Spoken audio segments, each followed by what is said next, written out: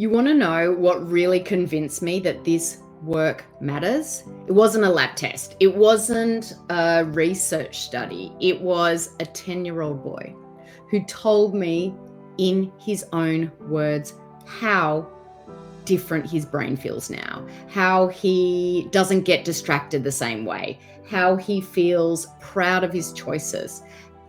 He's not perfect. He still finds it hard sometimes, but he's thriving and he knows it. If you've ever thought, could my child really do this? You need to hear this kid talk. Welcome to the Soaring Child Podcast, where parents of children with ADHD learn tips and tricks to help their child soar at home, at school, and in life. We feature interviews with experts, medical professionals, and parents just like you who are learning how to reduce ADHD symptoms using food and other natural strategies. Because children with ADHD deserve to soar just like every other child. I'm Dana Kay, your host. Hello, parents, and welcome to another edition of the Soaring Child Podcast. I'm Dana Kay, your host. Now, today's episode is so special. I am sitting down with a young boy who went through our program, the ADHD Thrive Method for Kids, a few years ago, and who's been doing so well ever since. He's 10 now and he's in grade 5, and he's going to share what this journey has felt like from his point of view. You'll hear what he's learned about his body, how he thinks about food, and the ways he stays true to himself, even when things aren't easy. His story is a reminder that kids really can take ownership of their health and feel proud of the choices they make. So if you've ever wondered what this kind of change can look like through a child's eyes, you're in for something really uplifting. Now it's time to welcome Cain to the Soaring Child. Hi, Cain. I am so excited that you are here. Thank you, Miss Donna. This is the first time I've ever really done anything like this. Well, I am so grateful that you have come on to the podcast to share your story, because I know that you will be such an inspiration to other children and to other families. So can you think back? And I know that we have been working with you. We started this journey a long time ago. Can you tell me a little bit about what life was like for you before you started the program? Was anything hard? How did you feel in your body or your brain? Yeah, I would feel really dysregulated. I would be getting in trouble in school. I'd kind of sometimes lose track of my emotions, which usually didn't really result in great things. And I would tell myself, I just want to have a good day. I didn't want to have an upset. I just wanted to smooth sailing, but that would just not happen. Oh, well, thank you for sharing that. And that sounds hard, because when you want to do something and feel a certain way, when your body's not letting you do that, that must have been really tough. Yeah, it was. Oh, well, I heard you say, sometimes it's I know that you told your mum this, that sometimes when you eat food, or kids are eating other foods that you don't eat anymore, like at lunch or like parties, what's that like for you? How do you handle that? Because I'd like you to share your experience so other kids listening in might get some experience from you. Yeah, well, sometimes I would see a kid's lunch and be like, that really tastes good. But then I always kind of say, there's always an alternative for that. And also, I would feel better and just, do better if I didn't have that. Because everything really happens for a reason. Maybe this was meant to be. But, I think it's a bad thing not being able to eat like other kids. I don't really mind it. I mean, occasionally, I'll see a kid with a piece of candy and be like, that sounds good. But we can have, so many more alternatives, a bunch of things that taste exactly the same or better. So I'll think about it, but I'll always kind of be like, it doesn't really matter that much. I love that. What's your favorite? Can you think about what your favorite candy is? That's a hard one. There are a good amount of candy brands, but I really like this brand called Yum Earth. We like them too in our house as well. Can you tell me which one your favorite one is, or are they all good? Honestly, they're all gorgeous, but I really like the Sour Patch Kids one. Oh yes, they are I'm very, a big very. fan of sour candy. Yes, yes, you are just like my young son Asher, who is almost the same. He's 11, so you're about the same age. So when that happens, if someone's eating a cupcake, what do you tell yourself? When what I know you've got some tricks, that really help in that scenario. Well, I'll usually just see it. Well, I don't really think about it too much. I kind of just like see it and then just like that's kind of just like deleted from my memory and just like go on with my day. But at like birthday parties, and if I go like just parties in general and stuff, my mom will always bring something for me that's an alternative. Like she will make homemade cupcakes, will like get a treat of sorts. I'll always be able to have like something. Really. I just love the way that you think about it and your approach to it. It's like, well, you're not missing out. You're still getting good things that are feeding your body in a better way. And I just think that you're going to be such an inspiration. And for all those kids out there that may be going through a similar thing with allergies or food intolerances, I think that your mindset to this is something that even us as adults should take on board. Now, let's talk about some of your favorite meals or favorite treats. I know we've already talked about Yum Earth, but what are some of your favorite meals that make you feel really good? Well, my family makes a lot of meals I like. For one example, we'll make like homemade jambalaya. Oh, yum. We do enchiladas. We'll do like soups. I really like soup. We'll do like casserole. And my dad will like do a good amount of like smoked meats. And I always love that. Yum. What's your And then favorite smoked meat? brisket. Oh, yum. I love brisket too. Well, I'm kind of weird, but I just don't like. I like dry meats. Huh? Why is that weird? I don't know. My mom says it's weird. Well, Cain, I can tell you that I do as well. What's your favorite side with the brisket? Ooh. Potato salad. Yep, gonna say the same thing. Gonna say the same thing. And do you like to have barbecue sauce with your brisket? Really depends on what the barbecue sauce is. I really like it plain. Yep. I do like it dipped in barbecue sauce occasionally. Oh, I love that. I love that. So I know that when we started working with you and your family, you were much, much younger. But can you remember back? Can you think about your journey? Do you feel proud of how far you've come? What makes you feel proud?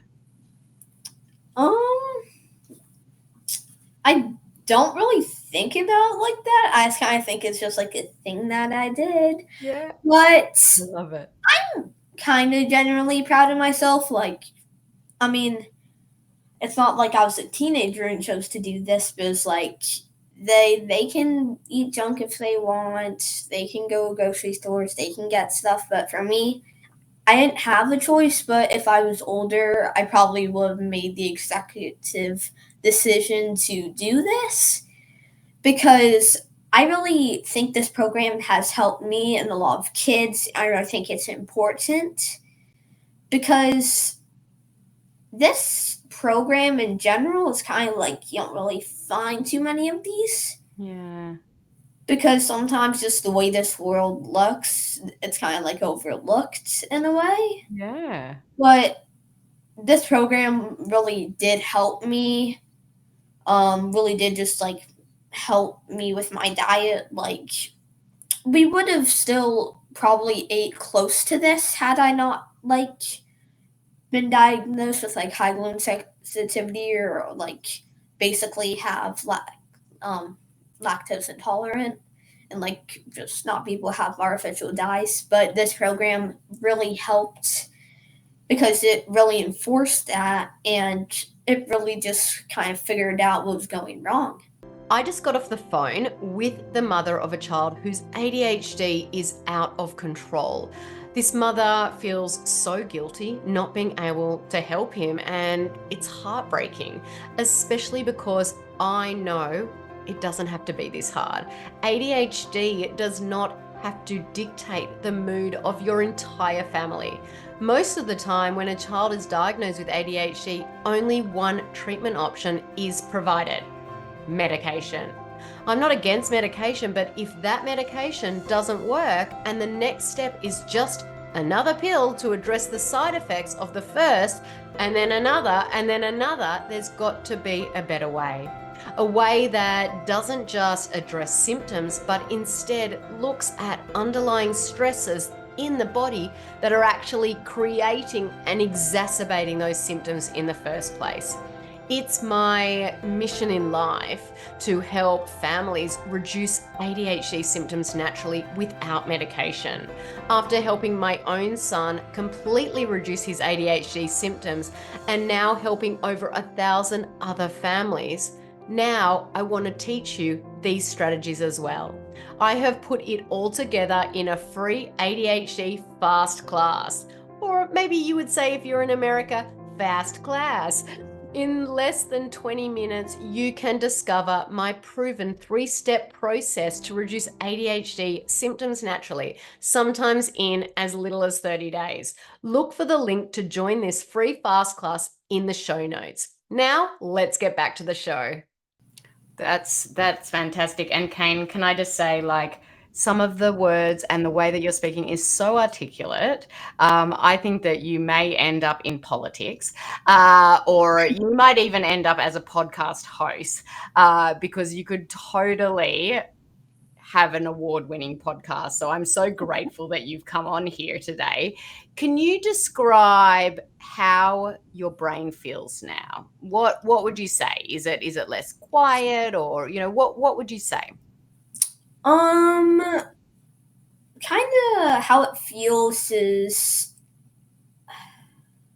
it feels calmer. It feels easier to block out some things, like to do something that I don't want to, or like if a kid in class, not saying who, will like do something kind of annoying or something, it'll kind of be easier just like, okay, just ignore him. But it definitely feels a lot calmer and easier to shut up. Control your impulses. Yes. Yes. That's fantastic. And I have to ask you this question. Are you glad you went through the program? I'm really glad. Why? If I didn't go through the program, I would have been able to do this. I wouldn't have been able to feel better. I wouldn't have been able to discover all these like foods and things. Never one able to met you. Aww. And I never really would have been able to just have the same knowledge that I did now of just like all of this stuff. I know. I remember back, when I was your age, and not knowing, like, you could probably turn around and read ingredients and know what's good for your body and what's not, and and how to help yourself and even for your family moving forward. So, Cain, if another kid was about to start this process and they were feeling, a little bit apprehensive, a little bit nervous, what would you tell them? Well, I would tell them that all of this is worth it. Even if you don't like a part, even if you have to do things you don't want to do, in the end, like, you'll get a good result. Especially for me, like, when I first did it, I was kind of like, ooh, this might be fun because I was just a young kid. And some parts were kind of fun, like, kind of learning, like, what's happening, like, why do I feel this way when I have this thing? It was kind of just interesting to also learn all these things too, but I think for a person that's potentially scared of anything like this, like, it's not a bad thing. It's a good thing. Like, even if you're scared of a change, you will always be able to have something that tastes good. You'll still be able to have sugar. Um and you'll be able to have like new things. Like, take it from a person that's already done this and has been basically repeating it for years.